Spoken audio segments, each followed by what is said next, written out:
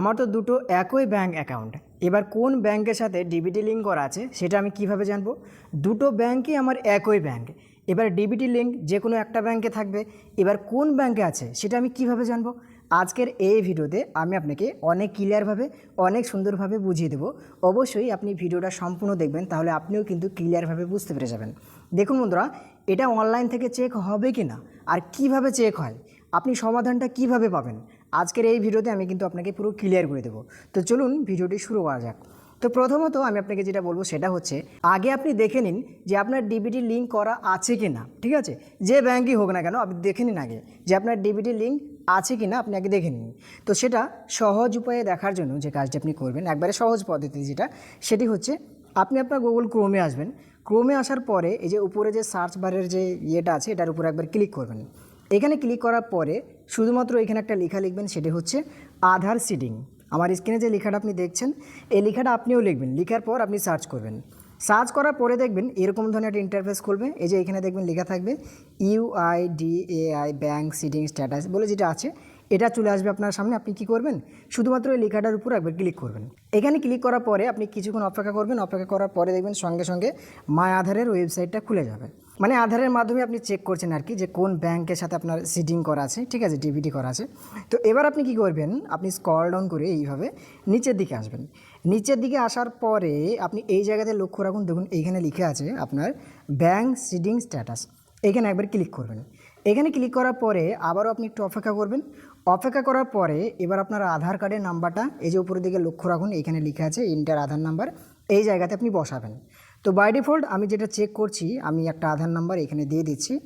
এখানে একটা আধার নাম্বার দিয়ে দিলাম। এবার নিচের দিকে লক্ষ্য রাখুন, এই যে এইখানে দেখুন ইন্টার ক্যাপচা বলে যেটা লেখা আছে, আপনি কি করবেন, ডান দিকে দেখবেন এই ঘরের মধ্যে কিছু সংখ্যা লেখা থাকবে, 1 2 3 4 5 6 7 8 9 মধ্যে যে কোনো দেখবেন লেখা আছে, অথবা এ থেকে জেডের মধ্যে দেখবেন যে কোনো দেখবেন এখানে লেখা আছে। ঠিক আছে, তো এইগুলো দেখে দেখে আপনি কি করবেন, এইখানে পেস্ট করে দেবেন। ঠিক আছে, তো দেখুন আমি আপনাকে দেখানোর জন্য এইগুলো দেখে দেখে, এই যে ক্যাপচাটা দেওয়া আছে এটা দেখে দেখে এখানে আমি পুট করলাম।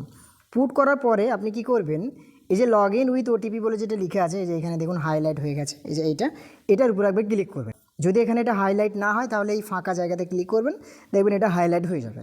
তো আপনি কি করবেন, এই লগ ইন উইথ ওটিপি লেখা আছে এটার উপর একবার ক্লিক করবেন।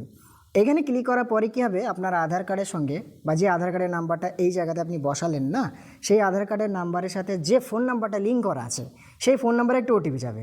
আর সেই ওটিপিটা দেখে দেখে আপনি এই যে ইন্টার ওটিপি বলে লেখা না, এটার উপর ক্লিক করে আপনি ওই ওটিপিটা দেখে দেখে প্রেস করে দেবেন। তো দেখুন বন্ধুরা, আমি ওটিপিটা এই জায়গাতে বসিয়ে দিলাম, আমার যে ওটিপিটা এসেছে। এবার আপনি কি করবেন, নিচের দিকে এই যে লগ ইন বলে লেখা, লগ ইন লেখাটাই একবার ক্লিক করে দেবেন। এখানে ক্লিক করার পরে এবার যে ব্যাপারটা হবে সেটা হচ্ছে, আবারও এরকম ধরনের একটা পপ আপ আসতে পারে, আপনি এখান থেকে ক্লোজ করে দেবেন। হলো, এই যে উপরে ক্লোজ আছে এখানে ক্লিক করবেন। দিয়ে আপনি কি করবেন, স্ক্রল ডাউন করে নিচের দিকে আসবেন, দিয়ে আবারও দেখবেন এই জায়গাতে ব্যাঙ্ক সিটিং বলে লেখা, আবারও ক্লিক করবেন। এইখানে ক্লিক করার পরে এবার সঙ্গে সঙ্গে দেখিয়ে দেবে যে আপনার কোন ব্যাংকের সাথে লিঙ্ক করা আছে। এই যে এই জায়গাতে আপনার আধার নাম্বার লেখা থাকবে, আর কোন ব্যাংকের সাথে লিঙ্ক করা আছে মানে ডিবিটি করা আছে সেই ব্যাংকের নামটা এই জায়গাতে দেখাবে। এবার কথা হচ্ছে, কোন ব্যাংকের সাথে লিঙ্ক করা আছে আমি কি করে জানবো, আমার নাম্বার দেখাচ্ছে না কেন, তাই তো? ব্যাপারটা তো এরকমই, ব্যাংকের নাম দেখাচ্ছে ঠিক আছে, কিন্তু ব্যাংকের যদি লাস্ট 2 ডিজিট নাম্বার দেখায় তাহলে আরও ভালো হয়।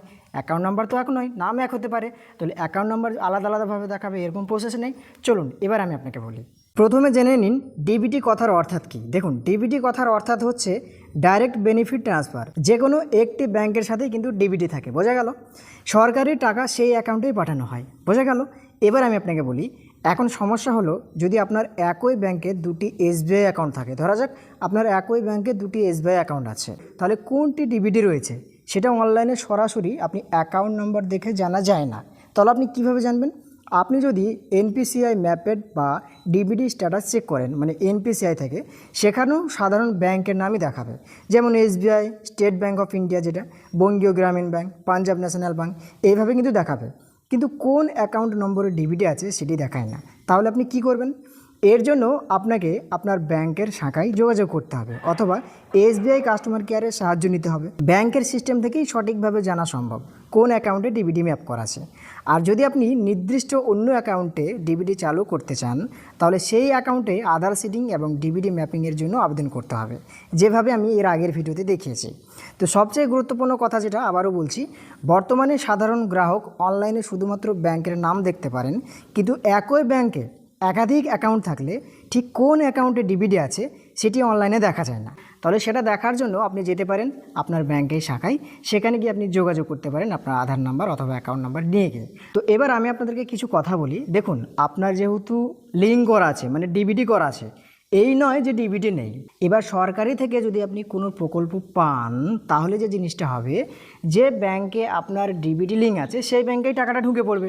এতে চিন্তিত হওয়ার কোনো কারণ নেই, এতে ঘাবড়ানোরও কোনো কারণ নেই। দেখা যাচ্ছে আপনার দুটো ব্যাংকের মধ্যে যে কোনো একটাতে তো লিঙ্ক আছে। এবার যদি কোনো প্রকল্পের টাকা আসে সরকার থেকে তাহলে আপনার যে কোনো একটা ব্যাংকেই ঢুকবে। এবার বেসিক্যালি থাকতে হবে কিন্তু দুটো ব্যাংকেই চালু, মানে দুটো ব্যাংক কিন্তু অ্যাক্টিভ থাকতে হবে। আর দুটো ব্যাংক যদি অ্যাক্টিভ থাকে তাহলে কোন ব্যাংকের সাথে ডিবিটি আছে যখন টাকা ঢুকবে তখনই আপনি বুঝতে পেরে যাবেন। বোঝা গেল? মানে সরকারি প্রকল্প যখন দেওয়া শুরু হয়ে যাবে আপনি তো তখন জানতে পেরে যাবেন যে সরকার অন্নপূর্ণা ভাণ্ডার বা যুব শক্তি যেটা বলা হচ্ছে অথবা পিএম কিষাণের টাকা যেগুলো ঢুকছে আর কি, বা যেগুলো ঢুকবে বলছে আর কি। তো এই সব জিনিসগুলো যখন আসবে আপনি শুনতে পেয়ে যাবেন, আপনি কী করবেন, আপনি দুটো ব্যাংকই চেক করবেন। এবার কোন ব্যাংক অ্যাকাউন্টে আপনার ডিবিটি করা আছে যখন আপনি চেক করবেন তখন বুঝতে পারবেন।